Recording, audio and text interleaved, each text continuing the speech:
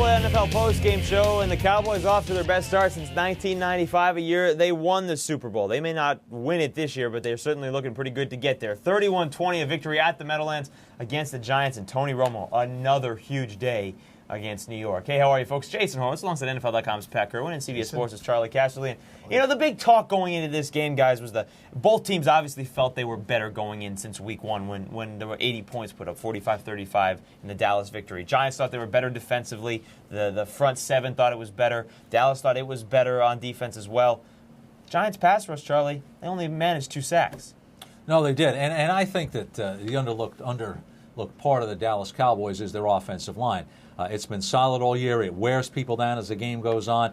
And you combine that with Tony Romo's ability to make plays out of the pocket. So even when you get a pass rush, Tony Romo can make a play, and that's discouraging for the defense. It really is. And then the other aspect to that, Pat, is when Tony Romo he may be one of the best quarterbacks in the NFC, if not the NFL, that when there is the pass rush, can move around, move his feet. Yeah. He still looks downfield. He did two things that jumped out at me during the game. Right before half, he has a 2-minute drill. He goes 6 for 6, works the sideline on 5 of those passes in the middle of the field one time. And, of course, the defense knows it's pass, and they can't stop him. Comes back in the third quarter and goes 12 for 14 while he's throwing those touchdown passes to T.O., moving around the pocket and throwing the ball down the field. Great field vision, sees all his weapons, and goes to T.O. when he wants to. Charlie, when you look at Terrell Owens in this game, you obviously see the 2 touchdown passes, 1 for 25 yards, 1 for 50. And for watching on TV, you can't necessarily completely understand the coverages that the Giants were in.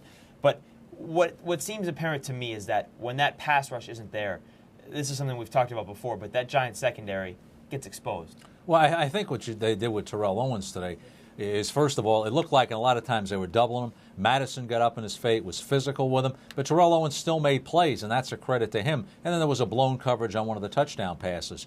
Interestingly, Witten was almost a non-factor today, so somewhere in there the Giants had a plan for Witten, which is really the number one guy you take away when you play Dallas.